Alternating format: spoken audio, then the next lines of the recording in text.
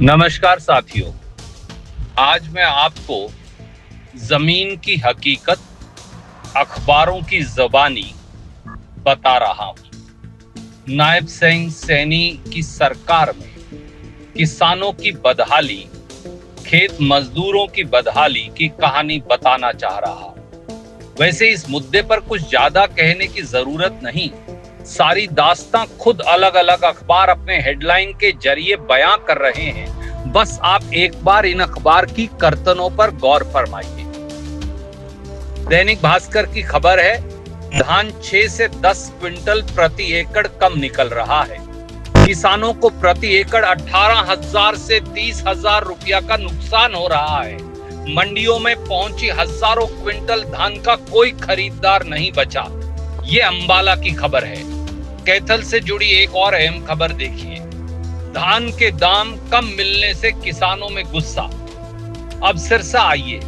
सिरसा से एक किसान की दर्दनाक दास्तां है।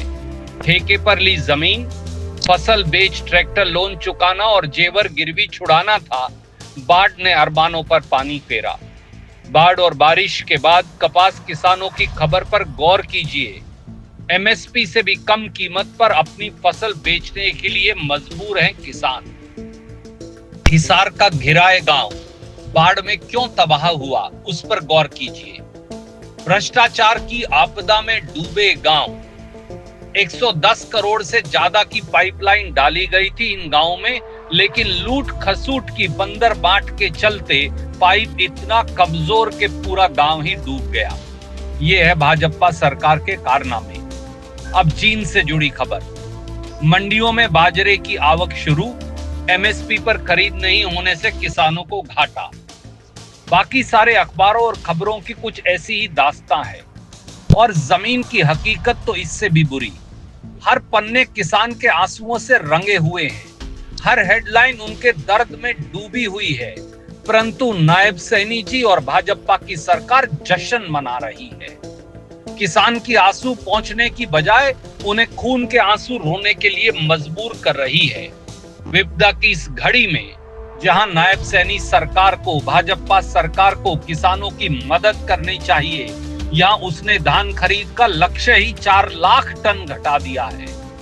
इसके अलावा फसलों की सरकारी खरीद की तारीख अभी तक तय ही नहीं की। हेलीकॉप्टर से उतरेंगे नीचे तो तय करेंगे। इस सब की वजह से किसान औने पौने दाम पर फसल बेचने को मजबूर हो रहे हैं। जिस पीआर धान का एमएसपी 2,369 रुपया प्रति क्विंटल है, वो अब 1,800 से 2,000 में पिट रही है। यहाँ मैं आपको खास तौर पर माननीय नायब सिंह का वो वायदा याद दिलाना चाहूंगा जो चुनाव से पहले उन्होंने धान किसानों से किया था। जरा देखिए।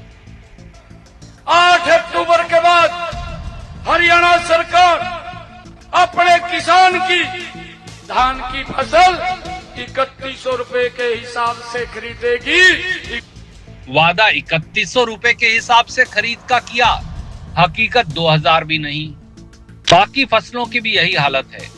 कपास का एमएसपी 7,710 रुपया प्रति क्विंटल है, लेकिन आज कपास का किसान दर दर की ठोकरें खाता है और कपास पिट रही है 5500 से 6200 रुपया प्रति क्विंटल के बीच।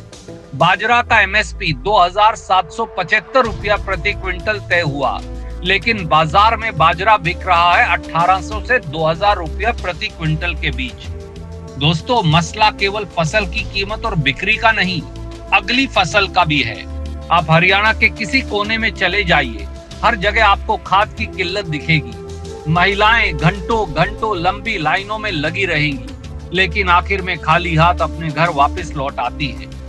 दोस्तों, साथियों, हरियाणा के भाई बहनों, विपदा की इस घड़ी में अपने अन्नदाताओं की बहाली, बदहाली और आपदा में अवसर खोजने वाली नायब सैनी सरकार की खुशहाली को देखते हुए मुझे कविवर उदय प्रताप सिंह की एक कविता याद आ रही है।